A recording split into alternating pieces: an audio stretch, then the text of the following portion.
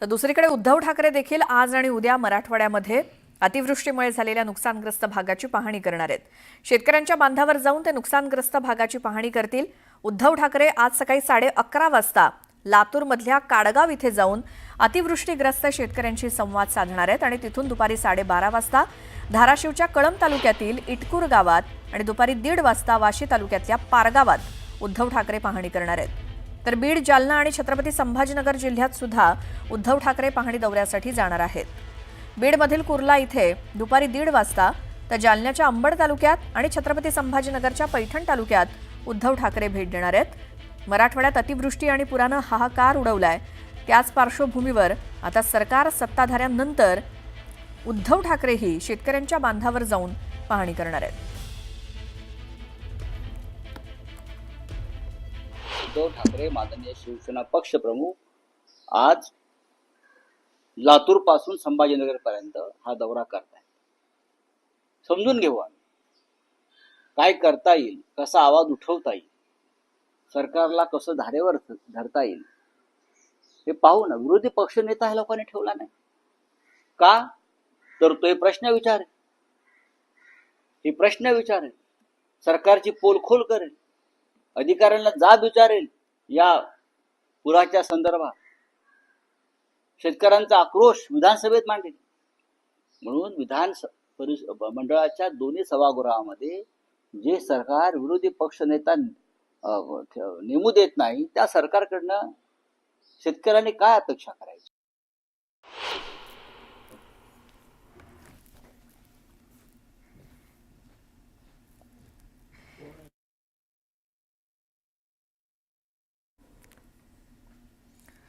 तर अधिक माहितीसाठी आपण जाऊयात। आमचे प्रतिनिधी शशिकांत पाटील आपल्या सोबत आहेत। शशिकांत, उद्धव ठाकरेंचा आज दौरा कुठे कुठे कसा असणार आहे आणि काय त्याबद्दल माहिती द्याल? श्वेता, उद्धव ठाकरे हे लातूर विमानतळावर सकाळी 11 वाजता उतरणार आहेत। तिथून ते लातूर तालुक्यातल्या काडगाव शिवारात, तांदुळवाडी शिवारात इथे येणार आहेत। तिथल्या नुकसानग्रस्त भागाची पाहणी करून ते पुढे धाराशिव जिल्ह्यातल्या कळंब तालुक्यात जाणार आहेत। पुढं बीड, जालना आणि नंतर छत्रपती संभाजीनगर या ठिकाणी ते जाणार आहेत। पूर्ण मराठवाड्यामध्ये त्यांचा हा दौरा आहे। काल मुख्यमंत्री देवेंद्र फडणवीस हे लातूर जिल्ह्यामध्ये आले होते, त्यांनीसुद्धा या ठिकाणी पाहणी केली आणि आज विरोधी पक्षात असणारे शिवसेना उद्धव बाळासाहेब ठाकरे पक्षाचे नेते माजी मुख्यमंत्री उद्धव ठाकरे हे या ठिकाणी येत आहेत आणि ते लातूर तालुक्यातल्या या आपण ज्या ठिकाणी आता सध्या उभा आहोत त्याच ठिकाणी ते इथे येऊन इथल्या सोयाबीनच्या शेतीपिकाची ते पाहणी करणार आहेत। आणि आपण माझ्या पाठीमागे बघू शकता, हे सोयाबीनचं शेत पूर्णपणे पाण्यात असल्यानं पूर्ण इथलं सोयाबीन हे अक्षरशः सडून गेलेलं आहे। या ठिकाणी सोयाबीन सडल्यानंतरचा एक उग्र वास या ठिकाणी येतोय आणि ज्यांच्या शेतामध्ये ते येत आहेत ते दिगंबर पवार हे सुद्धा आपल्यासोबत आहेत, त्यांचे कुटुंबीय आहेत आणि काही शेतकरी इथं आहेत। आपण त्यांच्याकडनं जाणून घेऊया त्यांचं हे किती एकर शेत आहे आणि पावसामुळं, अतिवृष्टीमुळं हे शेत कसं वाया गेलेलं आहे।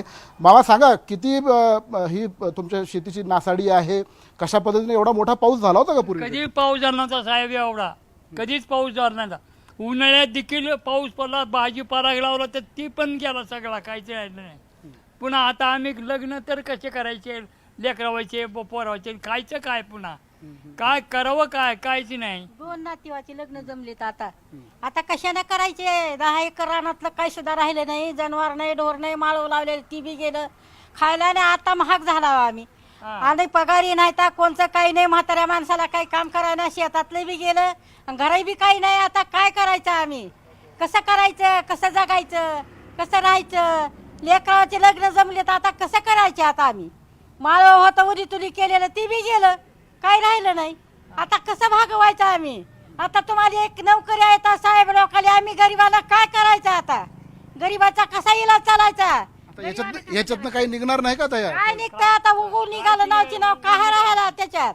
आता डोसके इतकं पाणी आणि दुसऱ्या रानात आणि कसं जगायचं आम्ही काय खायचं? आता माजी मुख्यमंत्री उद्धव साहेब ठाकरे, काय अपेक्षा आहेत त्यांच्याकडनं? काल मुख्यमंत्री पण होते, काय म्हणणं आहे सरकारला?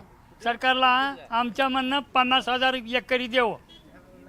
हा, आमच्या म्हणणं दुसरं काय नाही, 50,000 रुपये एकरी देव आम्हाला। हा, दिगंबर पवार यांचे चिरंजीव पण आपल्यासोबत आहे। तुम्ही या शेतामध्ये राबता असं मामांनी सांगितलेलं आहे। किती अवघड आहे आता ह्याच्यातनं बाहेर? अवघड काहीच नाही हो साहेब, लई अवघड आहे, म्हणजे परिस्थितीच अवघड झाली। परिस्थिती अवघड झाली, पूर्वाचे लग्न जमले, काय करायचं आम्ही आता? विलाज नाही. आता सरकारनं तर 8,000 रुपये दिले तर 10,000 रुपये निजात तोंडाला पान पुचालेत. काय करायचं आम्ही आता? ही सोयाबीन तर सगळंच गेले, करावं काय? फाशी घ्यायची पाळी आली आमच्या आता.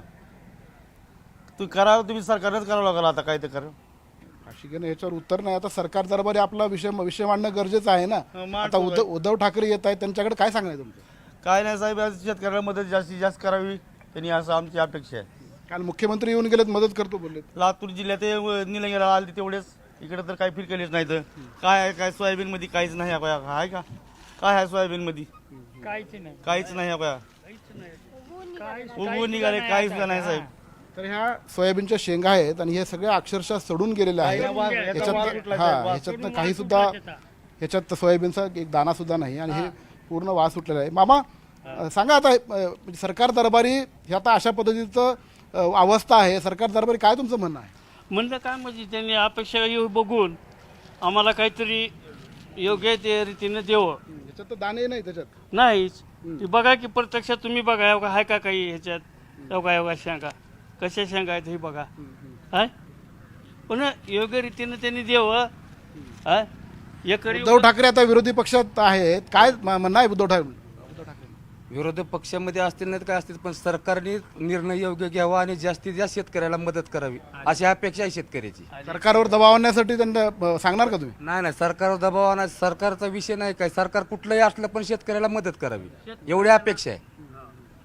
सरकार कुठलं जरी असलं तरी शेतकऱ्यांना मदत झाली पाहिजे. मग ते मुख्यमंत्री असोत, विरोधी पक्षातला नेता असोत, कुणी जरी आले तरी शेतकऱ्यांचे प्रश्न हे अगदी पोटतिडकीनं मांडून शेतकऱ्यांना भरीव मदत झाली पाहिजे अशी अपेक्षा इथल्या शेतकऱ्यांनी व्यक्त केलेली आहे. श्वेता. बिलकुल शशिकांत, धन्यवाद या सगळ्या माहितीसाठी. तर ज्या शेतामध्ये, ज्या शेतकऱ्यांच्या शेतात उद्धव ठाकरे आज येणार आहेत पाहणीसाठी, तिथनं आपण हा सगळा आढावा घेतला. राज्यामध्ये मोठ्या प्रमाणात झालेल्या पावसामुळे पूर परिस्थिती जी काही निर्माण झाली त्याच पार्श्वभूमीवर मुख्यमंत्री आणि उपमुख्यमंत्र्यांनी पाहणी केलेल्या नुकसानीची पाहणी जी केली यावरनं संजय राऊतांनी सत्ताधाऱ्यांवरती काही सवाल उपस्थित केलेत. नेते पाहणीसाठी गेले, त्यांनी शेतकऱ्यांच्या कुटुंबाचा आक्रोश ऐकून तुम्ही काय केला असा सवाल उपस्थित केला. मराठवाड्याच्या अनेक जिल्ह्यांमध्ये पुरामुळे काही उरलेलंच नाहीये, तिथे जाऊन तुम्ही काय समजून घेतलं असा प्रश्न राऊतांनी विचारला. यावेळी राऊतांनी मदतीच्या किटवरती लावलेल्या फोटोच्या मुद्द्यावरून देखील शिंदेंना टोला लगावला. साधारण 70 ते 72 लाख एकर जमीन पीक पाणी नाही, पूर्ण जमीन उद्ध्वस्त झाली आहे, शेती करण्यालायक राहिलेली नाही. मराठवाड्यातल्या अनेक जिल्ह्यामध्ये, गावामध्ये काहीच राहिलेलं नाही.